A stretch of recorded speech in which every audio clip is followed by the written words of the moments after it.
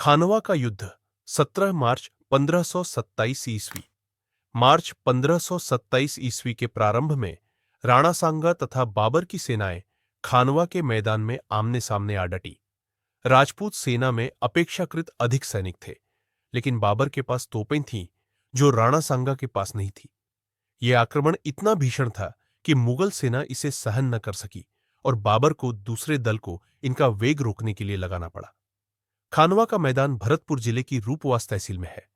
इसी समय मुगलों की तोपें आग उगलने लगी।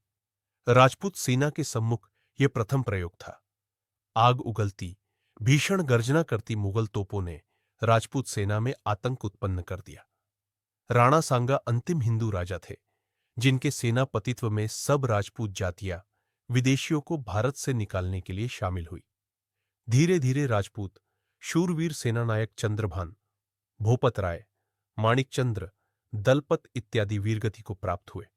राणा के सेनापति हसन खां मेवाती भी युद्ध में काम आ गए। इस युद्ध में सांगा के साथ मारवाड़ के राव गांगा, आमेर का राजा पृथ्वीराज, ईडर का राजा भारमल, वीरमदेव मेड़तिया, वागड़, डूंगरपुर का रावल उदय सिंह व खेतसी, देवलिया का रावत बाग सिंह, नर्बदहाड़ा, चंदेरी का मेदिनी राय, वीरसिंह देव, बीकानेर के राव जैतसी का पुत्र कुंवर कल्याणमल झाला, अज्झा आदि राजपूत शामिल थे। तत्पश्चात बाबर ने आरक्षित सैनिकों को युद्ध में झोंक दिया। इस नए आक्रमण में रावत जग्गा, रावत बाग, कर्मचंद आदि कई सरदार बलिदान हो गए।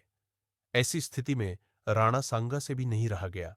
उसकी भुजा फड़क उठी और युद्ध भूमि में शत्रु पर टूट पड़ा। भीषण युद्ध किया और घायल हो गए। घायल अवस्था में राणा सांगा अपने विश्वस्त सेनाधिकारियों द्वारा बसवा ले जाया गया। युद्ध भूमि में उपस्थित राजपूत वीरों ने अंतिम दम तक लड़ने का निश्चय किया, लेकिन तोपों से निकलते गोलों के आगे उनकी एक न चली। बाबर की इस युद्ध में विजय हुई। इस युद्ध ने राजपूतों की राजसत्ता को ही नहीं, बल्कि संपूर्ण देश की राजसत्ता को मुगलों के हाथों में चली गई। भारत में मुगलों का राज्य स्थायी हो गया तथा बाबर भारत का बादशाह बन गया। कुछ समय पश्चात ही राणा ने सभी राजपूत सरदारों को पुनः युद्ध हेतु आमंत्रित किया तथा स्वयं इरिच के मैदान में बाबर का सर्वनाश करने के लिए आ खड़ा हुआ। सांगा के काल में मेवाड़ अपने गौरव और वैभव के सर्वोच्च शिखर पर पहुंचा और इसी काल में मेवाड़ का पतन हुआ।